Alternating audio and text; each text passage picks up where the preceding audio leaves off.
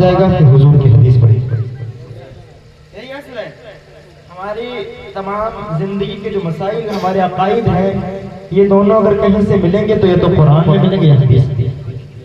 یہ حقیقی ترجمانی جو ہمارے کرنے والے بھائی سب بیٹھے ہوئے ہیں، شاید آپ کو ایسا لگ رہا ہو کہ بڑی بات ہے، نہیں، مسئلہ یہ ہے کہ ہم نے وہ قرآن و حدیث سننا بند کر دیا ہے۔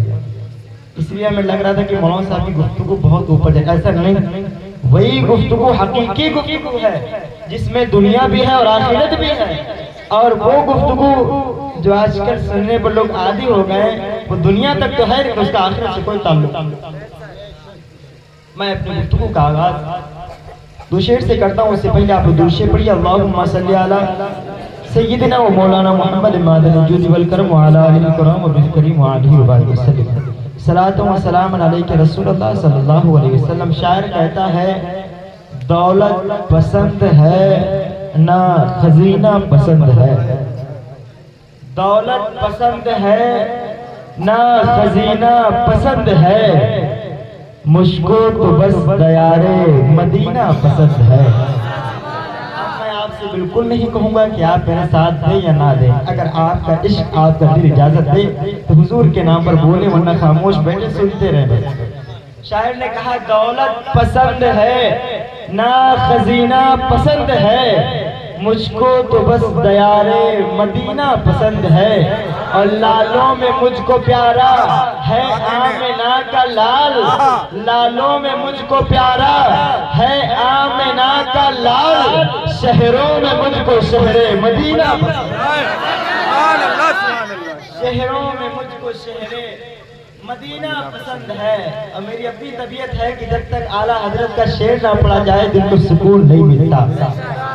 امام نے بھی اپنے انداز میں کہا، اپنے انداز میں عشق کی ترجمانی کی، حاجیوں آؤ شہنشاہ کا روضہ دیکھو، فرمایا حاجیوں آؤ شہنشاہ کا روضہ دیکھو، اما کعبہ تو دیکھ چکے کعبے کا کعبہ دیکھو، فرمایا آب زمزم تو پیا خوب بجھائی پیاسے، آب زمزم تو پیا خوب بجھائی پیاسے، آؤ جودو سرے کوثر کا بھی دریا دیکھو۔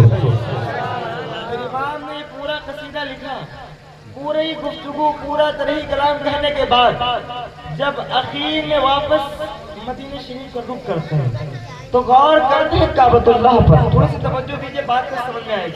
کعبۃ اللہ پر توجہ دیتے ہیں، کعبے میں ایک میزاب ہے، میزاب رحمت، میزاب یعنی ایک پرنالہ سا لگا ہوا ہے۔ آپ دیکھیں کہ آپ نے مکہ شریف کی جو ایک فوٹو دیکھی ہوگی، اس میں بیچ میں ایک پرنالہ سا ہے، جب بارش ہوتی ہے اس میں سے آب رحمت جاری ہوتا ہے۔ امام اہل سنت نے جب اس کو دیکھا تو غور سے دیکھا اور غور سے دیکھا، پھر عشق کی طرف دیکھا، دیکھنے کے بعد ایک شعر کا، اب وہ شعر دیکھیں کیسے سمجھیں گے، ایک اس کی تھوڑی تشریح سمجھیں کہ جیسے ہمارے یہاں کا ایک معمول ہے دنیا کا کہ اگر گلی کے اندر کوئی دکان ہو تو باہر اس کا بورڈ لگایا جاتا ہے، بھائی ڈاکٹر کی اگر دکان اندر ہے تو باہر ایک ایرو لگا دیتے ہیں ریڈ کلر کا، جس کو دیکھنے والا سمجھ جاتا ہے کہ ہاں اندر ایک دکان ہے، اس دکان سے اس کا تعلق ہے۔ یہ ہوتا ہے نا۔ امام اہل سنت نے جب دیکھا، بہت غور سے دیکھا تو دل نے کہا ارے احمد رضا غور سے سن تو رضا، کعبے سے آتی ہے صدا، فرمایا غور سے احمد رضا دیکھ، کعبے کو دیکھ، کعبے کا جو پرنالہ ہے وہ ڈائریکٹ اندازہ کر رہے، دیکھو اب یہاں تو جو کرنا تھا کر لیا، یہاں جو لینا تھا لے لیا، یہاں جو حاصل کرنا تھا کر لیا، اب تمہیں کہیں جانا ہے تو سیدھے دیکھو میرے رسول کا دربار ہے وہیں چلے جاؤ۔ پرنالہ ٹھیک اس طریقے سے ہے کہ جدھر حضور کا گنبد ہے ٹھیک اسی جانب ہے۔ اب امام نے کہا اے امام غور سے سن تو رضا، کعبے سے آتی ہے صدا، اب میری آنکھوں سے میرے پیارے کا روضہ دے۔ یہ میرے امام کا عشق، یہ میرے امام کی شاعری۔ میں نے قرآن کریم کی آیت پڑھی، اللہ رب العزت ارشاد فرماتا ہے کیا محبوب آپ لوگوں سے فرما دیجئے، کیا فرما دیجئے کہ جب تمہیں فضل ملے، کیا ملے؟ دیکھو میں آپ کو سمجھانے کے لیے گفتگو تقریر کرنے کے لیے نہیں آیا، دین کی چند باتیں آپ کے سینے تک پہنچانے کے لیے آیا ہوں۔ آپ اگر سوتے رہیں گے یا جسم تو یہاں رکھ کے ذہن کہیں اور رکھیں گے تو آپ سیکھ نہیں پائیں گے۔ یہ جلسہ اسی لیے سجایا گیا ہے تاکہ آپ کو کچھ علم دیا جائے۔ تو سارے لوگ توجہ رکھیں، میری طرف مکمل توجہ رکھیں، میں کچھ پوچھوں تو آپ کو جواب دینا ہے۔ اللہ نے قرآن میں دو چیزیں بیان فرمائی، پوری توجہ دیں، دو چیزیں فرمایا۔ پہلی چیز فرمایا جب اللہ کی جانب سے تمہیں فضل ملے، کیا ملے؟ کیا ملے؟ کیا ملے؟ دوسری چیز رحمت ملے، کیا ملے؟ پہلی چیز، دوسری چیز فرمایا تب کیا کرنا ہے؟ فَبِذَلِكَ فَلْيَفْرَحُوا، فرمایا کچھ نہیں کرنا ہے، فضل مل جائے یا رحمت مل جائے تو اسے دبا کر جیب میں نہیں رکھنا ہے، بلکہ اس پر خوشی کا اظہار کرنا ہے۔ یعنی فضل ملے یا رحمت ملے تو آپ کو خوش ہونا ہے، کیا ہونا ہے؟ اچھا خوش کیسے ہونا ہے وہ بھی میں آپ کو بتاتا ہوں۔ ہمارے وہاں شادی ہوتی ہے نا، ہمارے بھائی کی شادی ہوتی ہے، یہ بھی اللہ کی رحمت ہی ہے بھائی، اس کی اہلیہ آنے والی ہے، اس سے دین کا ایک دین کی سنت پر عمل ہوگا، تو اس کے ذریعے ایک نسل چلے گی۔ حضور نے فرمایا تھا نا کہ جتنے زیادہ امتی ہوں گے کل بروز قیامت میں، مطلب فرمایا تھا کہ شادیاں کرو، بچوں کو زیادہ پیدا، تعداد کی اگر کثرت ہوگی تو کل بروز قیامت میں امتیوں کی کثیر ہونے پر بھی فضل فرماؤں گا۔ پتہ چلا کہ اولاد کی کثرت ہونا یہ بھی اللہ کا فضل ہے۔ تو بھائی جب فضل ملے تو کیا ہے؟ خوشی منانا ہے۔ تو خوشی مناتے نا، شادیوں کے گھر کو سجاتے ہیں، کھانے کا اہتمام کرتے ہیں، دیگر چیز کرتے ہیں۔ تو اب دیکھو قرآن کہہ رہا ہے کہ جب تمہیں فضل ملے یا رحمت ملے تو چھپا کے نہیں رکھنا ہے بلکہ خوشی کا اظہار کرنا ہے۔ اب قرآن سے پوچھ رہے ہیں، قرآن بتا سب سے بڑی رحمت کون؟ قرآن سے پوچھو، قرآن بتا سب سے بڑی رحمت کون سی؟ تو کہتے زیادہ دور مت جاؤ، بس یہ پڑھ لو، وَمَا أَرْسَلْنَاكَ إِلَّا رَحْمَةً لِّلْعَالَمِينَ۔ رب فرماتا ہے دنیا میں رحمتیں تو بہت ہیں، دنیا میں رحمتوں کا شمار نہیں، لیکن ان رحمتوں میں وہ سب سے بڑی رحمت ہے وہ میرا محبوب جناب محمد عربی۔ اچھا پہلے کیا بتایا؟ تمہیں رحمت ملے یا فضل ملے تو کیا کرنا ہے؟ ارے بولو نا کیا کرنا ہے؟ اب کچھ لوگ ہیں کہتے نہیں میلاد نہ مناؤ، کیا کہتے ہیں؟ کہتے ہیں میلاد صحابہ نے نہیں منایا، کہتے نہیں ان سے کہو مولانا یہ بتاؤ میلاد نہ منائے، چلیے نہیں مناتے ہیں، پھر کیا کریں گے؟ جھنڈے نہیں نکالو، چلو ٹھیک ہے بھائی جھنڈے نہیں نکالتے، پھر کیا کریں؟ کہتے نہیں گلی گلی میں گھومنا بھی نہیں، کہو اچھا کچھ نہیں کرنا، کہ نہیں تو اچھا تو قرآن میں جو آئے تھے فرماتے ہیں کہ جب تمہیں فضل ملے یا رحمت ملے تو تمہیں چھپا کے نہیں رکھنا، تم نے تو خوشی کا اظہار کرنا ہے۔ تو مولانا بتاؤ خوشی کیسے کی جائے؟ اب جو کہے کہ میلاد منانا جائز نہیں، وہ کہے کہ میلاد یہ نہیں منا کہ تو خیر سب چھوڑو، یہ بتاؤ قرآن کی آیت کے بارے میں کیا کہتے ہو؟ بھائی قرآن کی آیت کے بارے میں کیا کہتے ہو؟ اللہ تو فرماتا ہے فضل ملے یا رحمت ملے، تم نے اللہ کا شکر ادا کرنا ہے۔ شکر بھی مطلب کس انداز میں؟ خوشی کے انداز میں۔ اب کہے گا مولانا جھنڈے نہ نکالو، ٹھیک ہے نہیں نکالتا، کہتا یہ نہ کرو نہیں کرتا، لائٹ نہ لگاؤ نہیں کرتا، یہ نہ لگاؤ ٹھیک ہے۔ ایک منٹ ہے، تجھے جب تیرے گھر میں شادی ہو وہ بھی رحمت ہے، چھوٹی رحمت، وہ کون سی رحمت؟ چھوٹی رحمت۔ مولانا کون سی رحمت؟ چھوٹی رحمت۔ کرنے نہیں دلائل دینے آپ کو سمجھانے آیا ہوں۔ بہت سارے لوگ ہیں آپ کہتے نہیں مولانا یار آج کل کے لوگ تم میلاد مناتے ہو نماز نہیں پڑھتے ہو، میں نے کہا چلو بھائی ہم نہیں پڑھتے، تم پڑھتے ہو نماز، تم میلاد ہم نماز نہیں پڑھتے میلاد مناتے، دقت ہے ہم سے، بھائی تم نماز پڑھتے ہو تم بنا لو مصطفیٰ کا میلاد، کہیں نہیں وہ میلاد یہ نہیں، اس سے اب تمام باتیں جب ہو تو اسے تم یہ کہنا بتاؤ مولانا قرآن کی آیت کے بارے میں کیا کہو گے کہ اللہ کہتا ہے فضل ملے یا رحمت ملے تو خوشی کا اظہار کرو، تو کہا ٹھیک ہے خوشی مناؤ، کیسے مناؤ؟ کہ جھنڈے نہیں نکالو، ٹھیک ہے نہیں نکالتا، لائٹ مت جلاؤ نہیں نکالتا، یہ مت کرو کارپٹ مت نہیں نکالتا۔ اب کو اچھا ٹھیک ہے ٹھہر، جب تیری بیٹی کی شادی ہو تو تو کیا کرتا ہے؟ گھروں کو سجاتا ہے، ولیمے کراتا ہے، لوگوں کو بلاتا ہے، ہزاروں لوگوں پر ڈھیر سارا مال خرچ کرتا ہے، اسے کہا ٹھہر یہ کیسے جائز؟ یہ کیسے جائز ہے نا؟ قرآن میں اللہ نے فرمایا کہ جب تمہیں نعمت ملے یا فضل ملے تو چھپا کے نہیں، اللہ کی نعمتوں کا شکر کرنا ہے اور خوشی منانی ہے۔ تو میں بخیل تھوڑی ہوں، میں اپنا مال خرچ کر رہا ہوں، اپنے بیٹے کی شادی پر گھر سجوا رہا ہوں، لوگوں کو کھانا کھلا رہا ہوں، میں بتا رہا ہوں کہ دیکھو مولا تجھے فضل دیا، ہمیں پیسہ بچا نہیں بلکہ تیری رحمتوں کا شکر ادا کر رہا ہوں، خوشی منا رہا ہوں۔ مولانا جب تیرے گھر کی بات آئے، اپنے بیٹے کی شادی کی بات آئے، تب تو رب کی وہ آیت، تب تو قرآن کی وہ آیت سے استدلال ہوتا ہے کہ رب نے فرمایا خوشی منانا ہے، لیکن جب سب سے بڑی رحمت آئے، جب سب سے بڑا فضل رسول اللہ کی شکل میں ملے، تب کہتا ہے حرام۔ پتہ چلا کچھ اندر کا مسئلہ ہے، پتہ چلا کچھ اندر کا مسئلہ ہے. اچھا لوگ کہتے ہیں بڑی بیماری کی صحابہ نے نہیں کیا. میں کہتا ہوں کیا.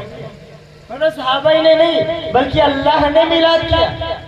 اور اللہ نے اس زمین پر تو چھوڑو جب انسان بھی نہیں تھا, انسان چھوڑو انسان کی فکر بھی نہیں تھی, فکر چھوڑو زمین و آسمان بھی نہیں تھا, جب اللہ نے عالم ارواح میں تمام نبیوں کی روحوں کو جمع کیا, حضرت آدم سے لے کر عیسیٰ تک ساری نبیوں کو جمع کیا. وہی رسول اللہ میلاد کا نبی پوری آیت اٹھا کر دے, پوری آیت میں حضور کا میلاد منایا. سلامیہ پورا میلاد منایا. اچھا مطلب میں آپ کو تھوڑا سا خاموش ہے, اپنے خاموش کو نہیں, اپنے اندر حضور کی عاشقوں والا جذبہ پیدا کریں. وہ جذبہ آپ کو پتا ہے نا, حضرت ابوبکر صدیق وہ کتنا خوبصورت منظر. حضور نے فرمایا اے صحابہ صدقہ کرو. کیا فرمایا؟ تو آدھے سو رہے ہیں آدھے جاگ رہے ہیں. آپ یاد رہے کہ یہ محفل حضور کے نام کی ہے, یہ محفل حضور کے نام کی ہے, اور ہمارا نظریہ ہے کہ حضور ہمیں دیکھ رہے ہیں. آپ محاسبہ کریں کہ آپ اپنے آپ کو حضور کو کس انداز میں دکھانا چاہتے ہیں. آپ اس انداز میں دکھانا چاہتے ہیں کہ حضور آپ کا ذکر ہو رہا ہے لیکن میرا ذہن کسی اور کے پاس. آپ اس طریقے سے حضور کی بارگاہ میں حاضری دینا چاہتے ہیں کہ آپ کا جسم تو یہی ہے لیکن ذہن و دماغ کسی اور جگہ نہیں. ہم وہ ہیں, ہم وہ صحابہ کے پیروکار ہیں, ہم حضور کے ان غلاموں کی پیروی کرنے والے ہیں. حضور نے ایک موقع پر ارشاد فرمایا, اپنی تلوار ایک جنگ کے موقع پر تو اپنی تلوار نکال کے آپ نے اپنی تلوار کو اس طرح پھیلایا. پھیلانے کے بعد ارشاد فرماتے ہیں من یاخذ هذا السیف بحقه. کون ہے جو اس تلوار کو لے اور اس کا حق ادا کرے. حضرت عمر فاروق اعظم حاضر ہوئے. اس کا یا سلیم حضور ہمیں عطا فرمائیے, حضور مجھے دے دیجیے. حضور نے کہا نہیں. دیکھیں عشق دیکھیں صحابہ کا, عشق دیکھنے عشق دیکھیں کیسے حضور سے محبت کی جاتی ہے. کیا حضرت عمر نے کہا نہیں. پھر حضرت علی بڑھے, حضور مجھے عطا فرمائے. آپ نے روک دیا. پھر ایک صحابی حضرت زید کھڑے ہوئے, حضور نے انہیں بھی روک دیا. پھر ایک صحابی جن کو پوری دنیا ابو دجاجہ وہ کھڑے ہوئے عرض کرتے ہیں یا رسول اللہ ما حقہ, حضور ما حق هذا السیف, حضور اس تلوار کا حق کیا ہے. دیکھیں عشق دیکھیں, حضور کی فرما برداری دیکھیں, حق کے غلامی کسے کہتے ہیں, غلامی کا حق کیسے ادا کیا جائے. دیکھیں صحابہ سے سیکھیں. عرض کرتے ہیں یا رسول اللہ ما حقہ, حضور اس تلوار کا حق کیا ہے. حضور نے فرمایا اس کا پہلا حق یہ ہے کہ جس بندے کے ہاتھ میں یہ تلوار ہو تو وہ کافروں سے ایسی جنگ کرے, ایسی جنگ کرے, ایسی جنگ کرے کہ تلوار تو ٹکڑے ٹکڑے ہو جائے, ایسی تلوار تو ٹکڑے ٹکڑے ہو جائے لیکن وہ بندہ پیچھے نہ. نام یا سنا انہوں نے قبول کیا. حضور صلی اللہ علیہ وسلم کا حضور بتائیے اس کا دوسرا حق کیا ہے. حضور آگے فرماتے ہیں اس کا دوسرا حق یہ ہے کہ کسی بھی مسلمان پر, کسی بھی ایسے شخص پر نہیں چلنی چاہیے جو اس کا مستحق نہ ہو. یعنی کسی بھی مظلوم پر یہ تلوار نہیں اٹھنی چاہیے. پھر پوچھتے ہیں یا رسول اللہ ما حق الثالث, حضور اس کا تیسرا کون سا حق ہے. اب حضور فرماتے ہیں اس کا تیسرا حق یہ ہے کہ جس بندے کے ہاتھ میں یہ تلوار ہو وہ جنگ سے پیچھے اٹھتا ہوا نہ نظر آئے, وہ جنگ سے بھاگتا ہوا نظر نہ آئے, بلکہ اس جنگ میں اس تلوار کو پکڑ کر اس طریقے سے جنگ کرے کہ کافر اس کی تلوار کو دیکھ کر شکست کھا جائے.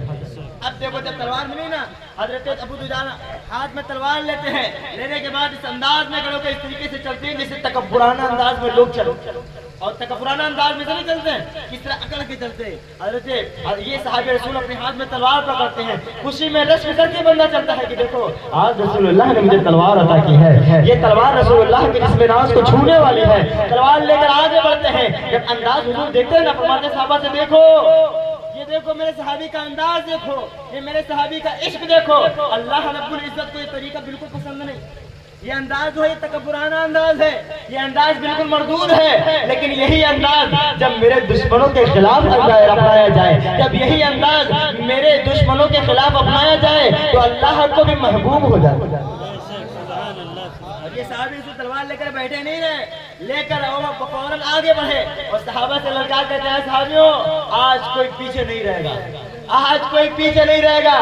آج میرے ہاتھ میں رسول اللہ کا پرچم مقدس آ گیا ہے, آج میرے ہاتھ میں رسول اللہ کی تلوار آ گئی ہے. سارے لوگ کافروں سے شانہ بشانہ لڑیں گے, سب پر سب ہو کر لڑیں گے. تھوڑی سی دیر ہوئی کافر شکست کھا گئے. اس صحابہ رسول نے حضور کے فرمان پر عمل کیا. یہ حق کے غلامی ہے, یہ حق کے غلامی ہے. حضور نے فرمایا صحابہ سے اے صحابیوں صدقہ دو. حضرت عمر فاروق اعظم کہتے ہیں اس وقت میرے پاس 70,000 دینار تھے. فرماتے ہیں میں نے اپنے درہم اپنے جو دینار تھے ان کے 2 حصے کیے. ایک حصہ لے کر حضور کی بارگاہ میں حاضر ہو گیا, ایک حصہ گھر والوں کے لیے چھوڑ دیا. حضور کی بارگاہ میں حاضر ہو, اس نے فرمایا ما ابقیت لأہلک یا عمر, اے عمر اپنے گھر والوں کے لیے کیا چھوڑا؟ عشق دیکھیں, حق غلامی کسے کہتے ہیں وہ دیکھیں. عرض کرنے لگے یا رسول اللہ جتنا لے کر آیا ہوں اتنا ہی چھوڑ کر آیا. کیا فرمایا؟ جتنا لے کر آیا ہوں اتنا ہی. میں حضور آدھا لے آیا ہوں آدھا چھوڑ آیا ہوں. ابھی یہ معاملہ چلا تھا. دیکھیں عشق دیکھیں, محبت دیکھیں, حضور کی غلامی کا حق کیسے ادا کرنا چاہیے سیکھیں صحابہ سے. ابھی یہ معاملہ وہی رہا تھا. سامنے سے پروانہ محبت حضرت ابوبکر صدیق رضی اللہ تعالیٰ عنہ, آپ اپنے سر پر ایک ٹوکری سی رکھے ہوئے, سارا گھر کا سامان اس پہ باندھ کر لاتے ہوئے, اور اپنے جسم ناز پر ٹاٹ کا لباس پہنے ہوئے. مورخین نے تاریخ میں نوٹ کیا کہ وہ پہلی شخصیت ایسی تھی جس نے اپنے جسم ناز جو ٹاٹ کا لباس پہنا, اس میں جو بٹن استعمال کیے گئے تھے وہ بھی کھجور کی گٹھلیوں لے کر سارا کا سارا سامان حضور کے قدموں میں پیش کرتے ہیں.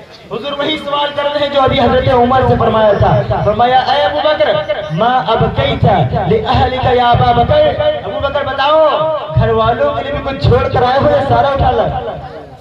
دیکھیں عشق دیکھیں, عشق کیسے فیصلے کرتا ہے, حق غلامی کیسے ادا کی جاتی ہے. عرض کرنے لگے یا رسول اللہ ابقیت لہم اللہ ورسولہ, یا رسول اللہ جو جان تھی یہ بھی آپ کے نام پر قربان ہے, جو مال تھا وہ بھی آپ کے نام پر قربان ہے. حضور یہ سب آپ ہی کا صدقہ تھا, سارا کا سارا مال آپ کے قدموں میں پیش کر دیا ہے, اور جو گھر والے ہیں ان کے لیے اللہ چھوڑ دیا, اللہ کا رسول چھوڑ. دیکھیں صحابیوں کا نظریہ یہ ہوتا ہے عشق. حضور نے فرمایا صدقہ دو, یہ نہیں کہا ابو بکر سارا لے کر آنا, یہ نہیں کہا کہ عمر گھر کا جتنا مال ہے اس کا آدھا میرا, نہیں فرمایا صرف صدقہ دو. ایک لفظ کہنا. حضور سے محبت کے انداز دیکھیں کہ حضرت ابو بکر سارا کا سارا مال لے کر ٹوس. ابھی یہ فیصلہ لے کے عشق کیسے فیصلے کرواتا ہے. جو ہی آپ نے سارا مال حضور کے بارگاہ میں پیش کیا, ادھر جبرائیل علیہ السلام نازل ہو گئے. فرمایا حضور نے, جبرائیل کیسے آنا ہوا؟ عرض کرنے لگی یا رسول اللہ ابو بکر آ جائیں. ابو بکر سارا مال حضور کی بارگاہ میں پیش کر دیں. ان کا یہ انداز دیکھیں, ان کا یہ انداز ہو میں نہ ہوں. دیکھیں شانے دیکھیں, انداز دیکھیں کہ جب غلام اپنے آقا کا حقیقی حق ادا کریں, اگر وہ سچے دل سے اپنے کام کی پیروی کرنے لگ جائیں تو ان کا عشق آسمان پر نہیں بلکہ عرش اعظم پر بیٹھنے والے مقدس فرشتوں کے سرداروں کو بھی زمین پر بلوا دیں. فرمایا بتاؤ کیسے آنا ہوا؟ عرض کرتے ہیں یا رسول اللہ ابو بکر کا مال خرچ کرنے کا جو انداز ہے یہ اللہ کو اتنا پسند آیا, اتنا پسند آیا, اتنا پسند آیا کہ اللہ نے ابو بکر کو سلام بھیجا. دیکھیں یہ فیصلے عشق ہیں. آج ہمارا معاملہ ہے کہ مؤذن کہہ رہا ہے اذان کے لیے آؤ, ہم خواب غفلت میں سوئیں, امیدیں کہ جنت میں جائیں گے, امیدیں خواہشیں کہ صحابہ کے ساتھ میں جائیں گے. ارے ذرا غور کرو, وہ صحابی جو صرف حضور نے فرمایا مطلقاً کہ صدقہ دو, پورا کا پورا مال حضور کے قدموں میں ڈال دیں. آپ اپنے مال کو جیبوں میں چھپا کر رکھ کے دین کی بات آئے تو سائیڈ میں, اور دیگر معاملات آئے تو اس میں بہت پیسے شادی وغیرہ اور دیگر الٹے سیدھے کام آ جائیں تو لگتا ہے کہ اس بندے سے کوئی سخی, اس سے بڑا کوئی سخی ہے نہیں. سمجھ لو کہ جو حاتم وہ بھی اس کے سامنے کچھ حاتم کی طرف لات مارتے ہیں, تو یہی صورت حال ہو جاتی شادیوں میں. لیکن وہی جب دین کی بات آ جائے وہ مولانا صاحب 50 میں کام نہیں کر جائے گا. ابھی امام صاحب سے کہہ رہے تھے کہ امام صاحب سے کبھی مسافہ کی وجہ سے نہیں امام صاحب ہمارے وہ کمی ہے کہ وہ, ارے نہیں, یہ دین کا مسئلہ ہے, یہ دین ہے ہمارا مذہب اسلام. اس میں آپ جتنے روپے صدقات, آپ کو پتا ہے شریعت نے ہمارے کتنے فائدے رکھے ہیں. شریعت تو کہتی ہے اگر آپ اپنے گھر والوں کے لیے بھی حسن نیت کے ساتھ, اس نیت کے ساتھ پیسہ خرچ کریں کہ حضور نے فرمایا کہ گھر والوں کی کفالت کرنے میں جو پیسہ خرچ ہے وہ بھی صدقہ. آپ اپنے گھر والوں کو کمائی لا کر دے رہے ہیں, یہ کھا رہے ہیں, یہ بھی تمہیں ثواب ملے, ڈبل صدقہ. ایک تو حلال رزق کمایا تب تو بہت صدقہ. اب دیکھیں صحابی فرمایا, حضور نے فرمایا اے جبرائیل کیسے آنا ہوا؟ عرض کرنے لگے یا رسول اللہ ابو بکر کا انداز اللہ کو اتنا پسند آیا ہے کہ اللہ نے ابو بکر کو سلام بھیجا. اب دیکھو کیا قسمت دیکھو کہ ابو بکر کی تھوڑا سا مال اور تھوڑے سے مال پر کیا فیصلے رد کر رہا ہے. آج ہم کتنا بھی صدقہ کر دیں, کچھ بھی کر دیں, آپ کا مقبول ہو نہ مقبول ہو کچھ نہیں کہہ سکتا میں, لیکن ابو بکر کی ذات دیکھو, ادھر خرچ کیا ادھر سے سرٹیفکیٹ ملا. ابھی جب جواب دیا نا بیٹا حضور اللہ نے فرمایا ہے کہ ابو بکر سے پوچھئے هل انت ان ربک راض عن ساخط. حضور انہوں نے اتنا مال اپنے آپ کی بارگاہ میں پیش کر دیا ہے, ان سے پوچھئے کہ یہ مال خرچ کرنے کے بعد اپنے رب سے راضی ہے یا ناراض. اللہ اکبر. فیصلے دیکھیں, صرف مال خرچ کیا ہے, صرف مال خرچ کیا ہے, دولتیں انعامات دیکھیں کتنے. پہلا سب سے بڑا انعام جو اللہ رب العالمین نے سلام بھیجا. دوسرا انعام دیکھیں, یہ ایسا منفرد انعام ہے کہ اللہ رب العزت آج تک کسی کی رضا کا طالب نہیں ہوتا. اگر ہوتا ہے تو انبیاء کی ذاتوں کا ہوتا ہے, لیکن انبیاء کے بعد اگر آپ کو دیکھنا ہے کہ کوئی روئے زمین پر ایسا بھی شخص پیدا ہوا کہ جس کی رضا کے متعلق اللہ خود پوچھے کہ پوچھو بندہ راضی ہے یا نہیں, تو وہ آپ کو کائنات میں کوئی نہیں بلکہ ابو بکر صدیق. ابھی اتنا ہی نہیں, جب یہ کہا نا کہ پوچھو بتاؤ اپنے رب سے راضی ہو یا ناراض, تو حضرت ابو بکر مسکرا کے جھوم کر کہتے ہیں انا ان رب راض, انا ان رب راض, انا ان رب راض. اے محبوب فرما دیجیے میں اپنے رب سے راضی ہوں, راضی ہوں, راضی ہوں. یہ انداز ہے غلامی کی, یہ ہوتے ہیں غلامی کے حق.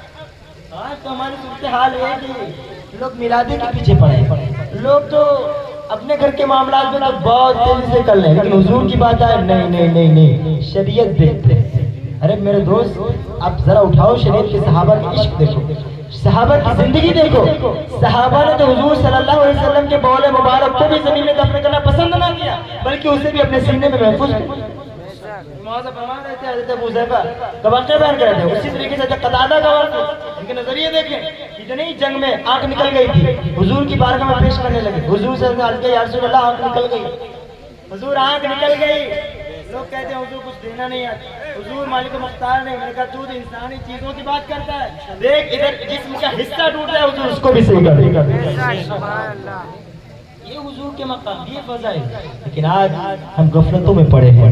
میرے دوستو یاد رکھو کہ اگر حضور کی بندگی نہیں کی, حضور کے بتائے ہوئے طریقے کے خلاف گئے, تو یہاں بھی برباد ہے, وہاں بھی پکڑو. آج ہماری صورتحال یہ ہے کہ ہم نمازوں سے دور ہیں. یہ کوئی چھوٹی بات نہیں, بہت بڑی بات ہے. یہ ایسا اتنا بڑا گناہ ہے, اس پر میرا اور آپ کا نہیں, حضرت علی کا فتویٰ ہے کہ جو بندہ ایسا ہے کہ اس کی فرض نمازیں قبول نہیں. یہ مکاشف القلوب بھی موجود ہے, سرکار غوث اعظم نے ابن غریت الطالبین میں بھی نقل کیا ہے اسی روایت کو. سرکار غوث اعظم تو وہ روایت بھی نقل کرتے ہیں جس میں فرمایا کوئی بندہ ایک من ترک الصلاۃ متعمدا فقد کفر. جو بندہ جان بوجھ کر عمدن قصدن اذان ہو رہی نماز نہیں پڑھتا, فرماتے وہ کفر کر رہا. حالانکہ یہ فتویٰ جو ہے منسوخ ہو چکا. اگر اس کا احکام لگا دے تو سوچو, غور کرو, ایک وقت کی نماز جان بوجھ کر چھوڑنے کی کتنی بڑی سزا ہے. کہ یہ قول بھی وہاں پر موجود ہے کہ بندہ جو ایک وقت کی نماز چھوڑے وہ بندہ ایمان سے چلا جائے. تو کہو حضور صلی اللہ علیہ وسلم کا کرم ہے, ورنہ آپ کی امتوں کا حال دیکھیں کہ نبیوں نے بد دعائیں کی اپنی امتوں کی. وجہ کیا ہوتی ہے؟ یہ نہیں کہ وہ کھاتے رہیے, نہیں, وجہ یہی ہوتی ہے کہ وہ ان کی اطاعت نہیں کرتے, ان کی لائی شریعتوں پر عمل نہیں کرتے. لیکن آپ شکر کریں اللہ کا, اللہ کا فضل و احسان ہے کہ حضور نے اپنے طرف سے وعدے لیے تھے, دعائیں کی تھی کہ مولا اس امت میں کبھی عذاب مت نازل فرما.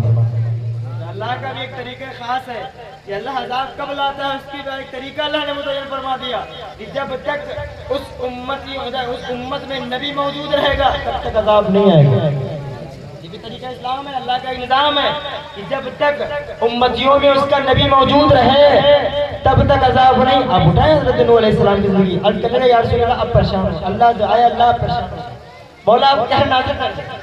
رب نے نہیں کہا کہ محبوب نازل کر دو, نہیں, اور محبوب کشتی بناؤ, محبوب کشتی بناؤ, محبوب کشتی بناؤ, کشتی بنا کے نکلو, بس کشتی بناؤ نکلو. آپ بستی سے دور نکلو, عذاب آ جائے. کئی نبیوں کی زندگی کا مطالعہ ہے, سب کا نچوڑ یہی نکلے گا کہ محبوب آپ بس بستی کو چھوڑیں, آپ بستی سے ہلکا سا دور ہوں, عذاب نازل ہو جائے گا.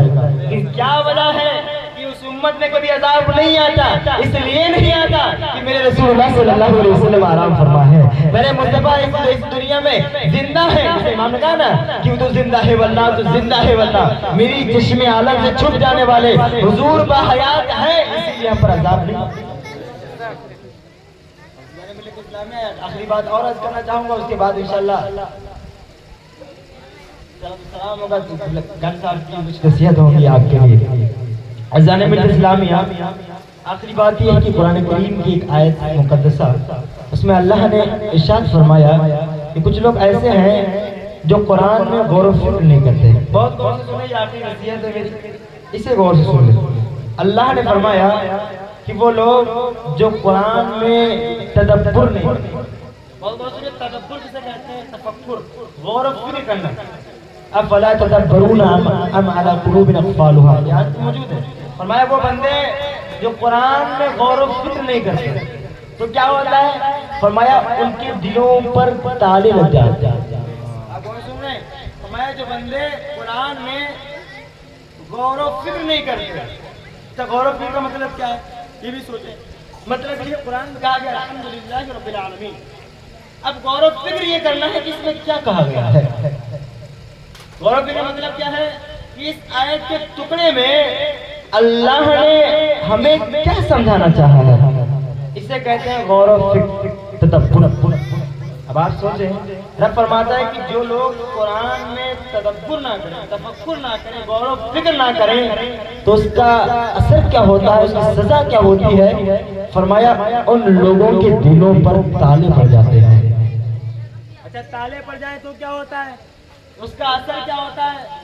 محدثین فرماتے ہیں، مفسرین اس آیت کریمہ کی روشنی میں بیان کرتے ہیں کہ جب کسی بندے کے دل پر تالے لگ جائیں تو ان کی حالت یہ ہو جاتی ہے کہ وہ اللہ کی راہ سے دور شیطان کے راستے کو اختیار کریں۔ جب کسی کے دل پر تالے لگ جائیں تو صورتحال یہ ہوتی ہے کہ مؤذن اذان تو دیتا رہتا ہے لیکن وہ میش کی ڈگریوں میں موجود ہے۔ جب تالے لگ جائیں صورتحال یہ ہوتی ہے کہ نماز کا وقت ہو لیکن وہ غیر محرم عورتوں کو تاکنے میں لگا ہوتا ہے۔ میرے دوست یہ نہیں کہا کہ قرآن نہ پڑھتا ہو، بہت فرمایا یہ نہیں کہا کہ قرآن پڑھنا نہ جانتا ہو، یہ بھی نہیں کہا کہ قرآن پڑھتا نہ ہو، فرمایا قرآن تو پڑھتا ہو، قرآن جانتا بھی ہو، حافظ ہی کیوں نہ ہو، لیکن اگر غور و فکر نہیں کرتا تو اس کے دلوں میں تالے لگتے ہیں۔ بات ذرا سوچیں اپنے دل پر ہاتھ رکھ کر، کتنے ہمارے ایسے بھائی ہیں جنہیں آج قرآن پڑھنے نہیں آتے۔ ضرور قرآن، ارے ہماری یہ تو کہو قرآن جو ہے تو سلامت ہے، اگر قرآن کی سلامتی اور اس کی حرمت کی پامال اگر ہو جائے تو ہم زندہ نہ رہے۔ یہ کوئی بڑی بات، یہ کوئی چھوٹی بات نہیں، حقیقی بات کر رہا ہوں کیونکہ وہ اللہ کا کلام ہے، اللہ کی صفات میں جو صفات عالیہ ہے، ایک واحد ایسی چیز ہے جو اس وقت بھی رسول اللہ سے افضل ہے، وہ کون؟ وہ قرآن کریم جو اللہ کا کلام۔ تو میں نہیں، تو بڑے مجتہدین نے تو اس پر بڑے پوری زندگیاں صرف کر اس پر بحث کر۔ آج ہماری صورتحال دیکھیں، ہم قرآن نہیں پڑھ پاتے۔ اب ذرا بتاؤ، جب آپ کسی عیسائی سے بات کریں گے وہ آپ سے کس منہ سے بات کرے گا؟ آپ کس منہ سے اس سے بات کریں گے؟ کیسے کہیں گے کہ میرے نبی صلی اللہ علیہ وسلم ایسے تھے؟ وہ جب آپ سے کہے گا بتاؤ آپ کے قرآن میں کہاں ایسی دلیل ہے؟ آپ سے کہا بتائیے، آپ کہتے ہیں میرے نبی آخری ہیں، ان کے بعد کوئی نبی نہیں آئے گا، لائیے کوئی ایسی آیت، بتائیے کیا آپ کہیں گے؟ میرے دوستو غور کرو، ہمیں کلمہ آسانی سے مل گیا، دین آسانی سے مل گیا، بالکل شجر پکا پکایا، اس کے پھل پکے پکائے مل گئے، ہم تو بیٹھ کے کھا رہے ہیں۔ لیکن میرے دوستو اس دین کی آبیاری کے لیے صحابہ نے بڑی تکلیفیں برداشت کی۔ ابو بکر رضی اللہ تعالیٰ عنہ کو مکہ میں کافی لوگ چاٹے مارے چہرے پر، حضرت بلال کی چمڑی ادھیڑ لی گئی دین کے چکر میں۔ حضور صلی اللہ علیہ وسلم کی جسم ناز پر طائف کے بازار میں پتھر مارے گئے، آپ کی نالین مبارک خون سے تر ہو تر۔ اب بتائیے آپ ایسے حضور کے دین کا حق ادا کریں گے؟ ہم ایسے دین کا حق ادا کریں گے؟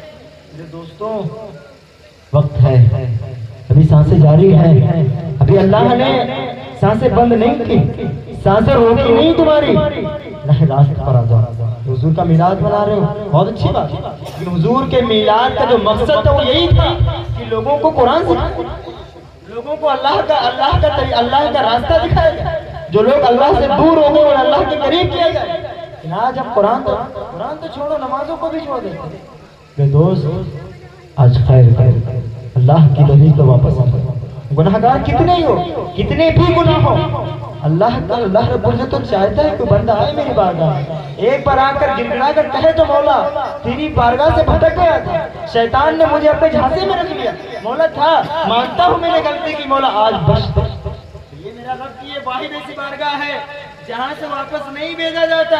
ایک بار اپنے دل کو لے کر اللہ کی بارگاہ میں حاضر ہو تو اللہ کہتا ہے کہ اگر کوئی گر گرا کر اپنے دل کو میری بارگاہ میں رکھے اور اپنے سابقہ پرانے گناہوں سے توبہ کرے تو میں اپنی رحمتوں پر اتنا قادر ہوں، میں اس پر رحمتیں ایسے کروں گا کہ اس کے جتنے گناہ ہیں وہ معاف تو کر ہی دوں گا، اور اگر غضب میں اگر کرم پہ آ جاؤں تو انہیں رحمتوں میں تبدیل بھی کر دے گا۔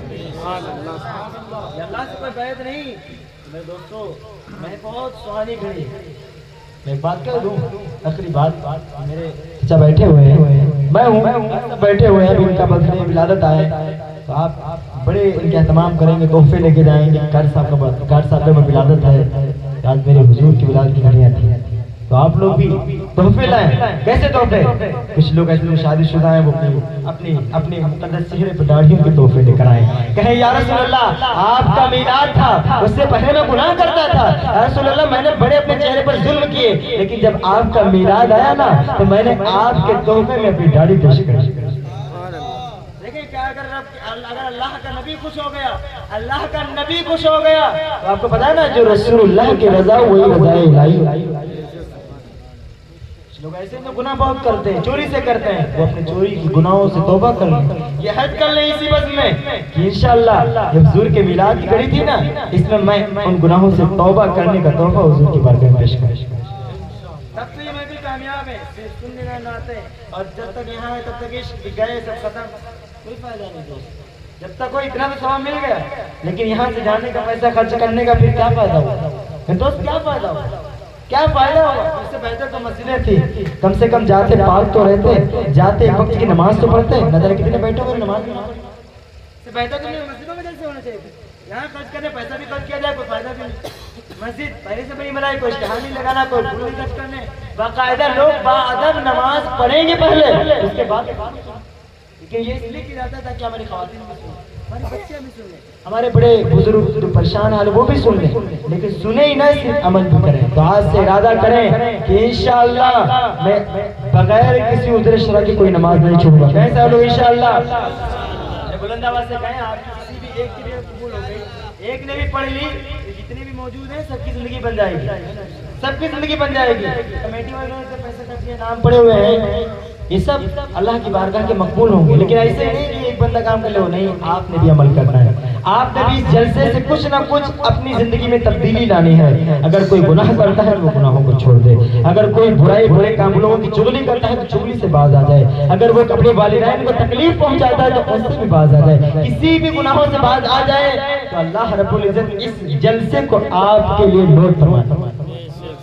یہ جلسہ آپ کے لیے کل بروز قیامت آپ کی بچنے کا سبب بنے گا۔ آپ بھی کہیں گے مولا بڑے گناہ کیے، مولا بڑا خطا کار ہوں، بڑا سیاہ کار ہوں، سب کچھ ہوں، لیکن مولا ایک مرتبہ محفل کرائی تھی، میرے محلے کے لوگوں نے کروائی تھی، ایک مولوی صاحب گفتگو کر رہے تھے، یہ بتا رہے تھے مولا رحم آ گیا تھا دل میں، آ گیا تھا، احساس کر لیا تھا کہ تیرا امتی ہوں، پھر میں محبوب کی بات کیسے ٹھکرا دوں، اللہ کی بارگاہ میں ایسے کیسے چلا جاؤں کہ رسول اللہ جو دیکھنا پسند نہ کرے۔ اب ذرا غور کریں، آپ کا چہرہ اس صورت میں بنی ہو، ایسی صورت ہو کہ آپ کا چہرہ حضور کے چہرے کے مطابق، یار وہ پھر امتی کیسا، وہ پھر غلام اپنے آپ کو آقا کا غلام کہلانے کا حقدار ہی نہیں، وہ اپنے آپ کو امتی کہلانے کا حقدار ہے ہی نہیں، جس کا چہرہ رسول اللہ کے چہرے کی طرح، جس کا لباس رسول اللہ کے لباس کی طرح نہیں، جس کا انداز رسول اللہ کے انداز کی طرح نہیں۔ دیکھیں صحابہ نے اپنے دور میں کسی اور بندے کا نام محمد رکھنے پر پابندی لگائی، حالانکہ آپ حدیثیں دیکھیں اس میں تو لکھا ہے کہ جس بندے کا نام میرے نام پر ہو اسے فرماتے ہیں اللہ رب العزت اس نام پر درود اس کی بخشش فرمائے، لیکن صحابہ نام رکھوانے تو کبھی نہیں، بولنا نہیں، پوچھا کیوں، کہا کبھی تو یہ ہوگا تو الٹے سیدھے نام سے پکارے گا، کبھی یہ ہوگا نام ہوگا محمد اور غلط کام کرے گا۔ غور کرو بھائی دوستو، یہ ادب ہے حضور کا، یہ ادب ہے کہ ہاں ہم حضور کے غلام ہیں تو غلامی کا حق ادا کریں. اپنے دل میں توبہ کسی کہنے نہیں کہ میں مولانا صاحب یہ کروں, نہیں, اپنے دل میں اپنے رب سے, یہ وعدے اپنے رب سے ہوتے ہیں, یہ وعدے اپنے رب سے ہوتے ہیں, رب کی بارگاہ میں دل پیش کر جاتا ہے اور خلوص ہونا چاہیے. یہ نہیں ابھی کہہ دیا میں تو اندر ہی رکھ لیا میں توبہ کر رہا ہوں, کل سے نماز پڑھوں گا, یہ نہیں کروں گا, پھر 2 دن کے بعد پھر جا کر وہی کریں, نہیں وہ تو 2 دن گزر, نہیں, اپنے رب سے وعدہ کریں. رب سے وعدہ کرنے والا جو دھوکہ کرتا ہے پھر رب اس پر غضبناک ہوتا ہے. تو اللہ سے دعا ہے مولا ہم سب کی توبہ کو قبول فرمائے, ہم سب کے جملہ سابقہ گناہوں کو معاف فرمائے, اس محفل کو اپنے بارگاہ میں قبول فرمائے. جتنے بھی کمیٹی کے اراکین ہیں, ممبران ہیں, مولا ان کے رزق میں ڈھیر ساری برکت عطا فرمائے, ان کو مزید اسی طریقے سے حضور کی میلاد منانے کی توفیق عطا فرمائے, حضور کے دین کے لیے, حضور کے دین کی پاسبانی کرنے کے لیے ان کے پاسبانوں کی خدمت کی توفیق عطا فرمائے, ان کی محفل کو اپنی بارگاہ میں قبول فرمائے. استغفر اللہ ربی من کل ذنب واتوب الیہ. گفتگو کرنے میں جو غلطیاں لغزشیں خامی ہو گئی ہوں اللہ سے توبہ کرتا ہوں. استغفر اللہ ربی من کل ذنب واتوب الیہ. الحمدللہ. السلام علیکم ورحمۃ اللہ.